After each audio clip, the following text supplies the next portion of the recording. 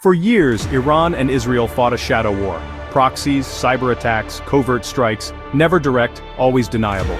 But in June 2025, that changed. Israel launched a surprise aerial assault on Iranian military and nuclear sites, shattering the old rules. The attack was a calculated gamble to cripple Iran's capabilities and prevent a nuclear threat, but it guaranteed fierce retaliation.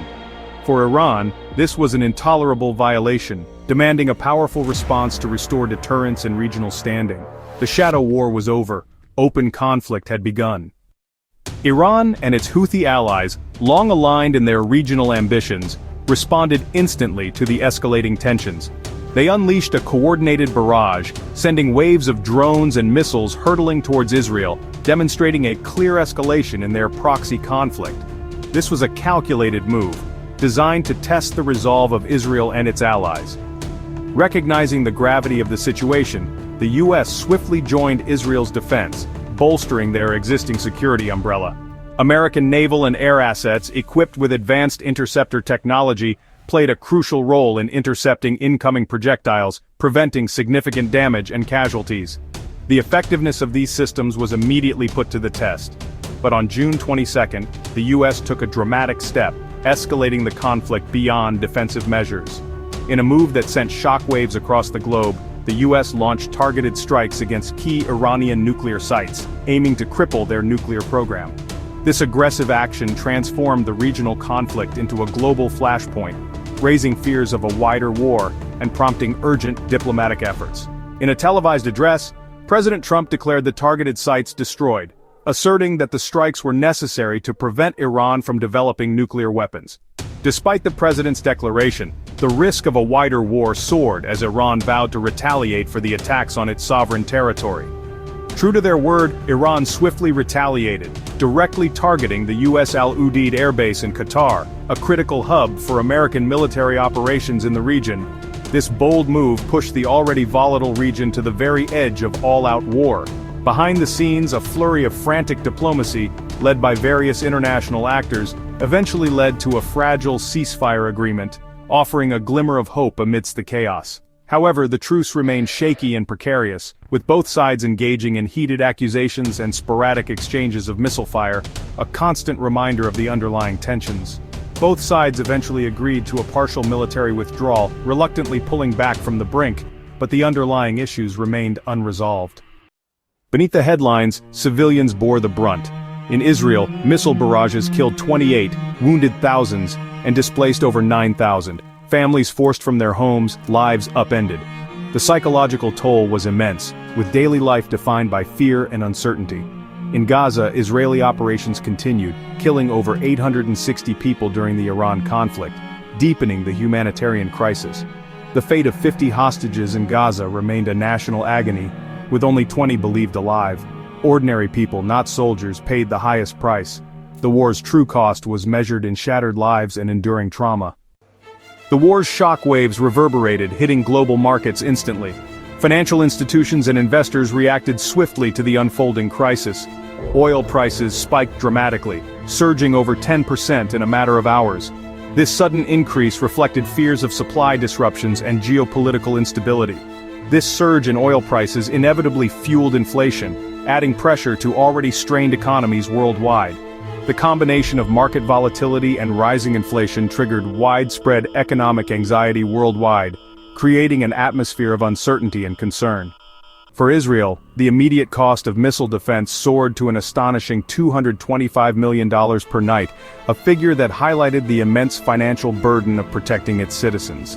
This level of expenditure was a pace impossible to sustain for any prolonged period without substantial and continuous U.S. resupply and financial aid.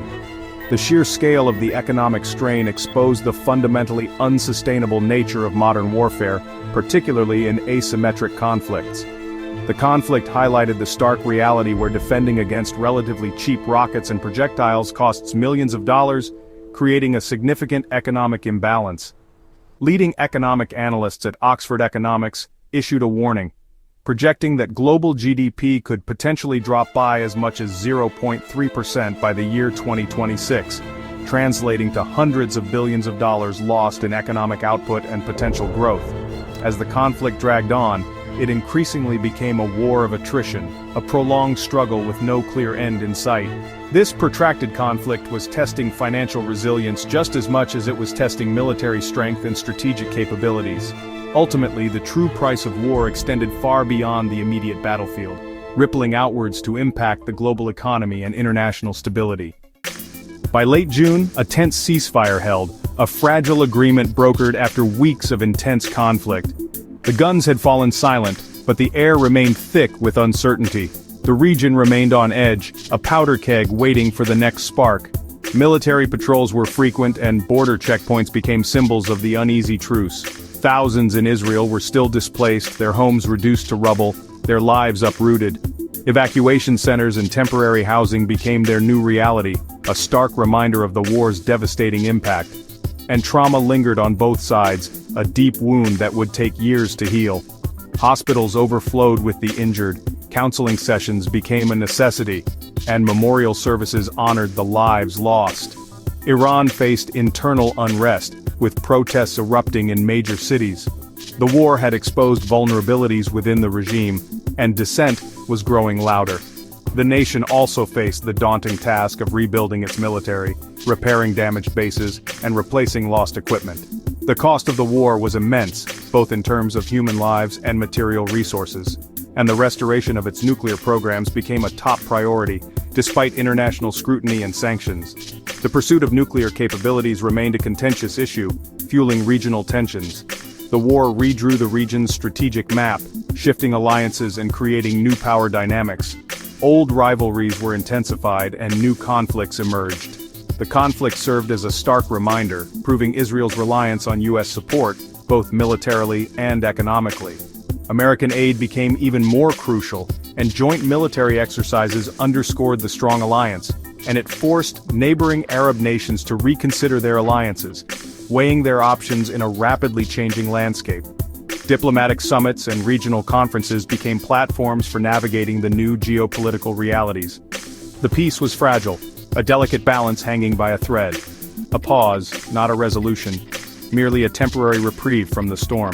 The events of June 2025, a month etched in the region's collective memory, showed how quickly old rivalries can ignite, escalating from simmering tensions to full-blown conflict in a matter of days.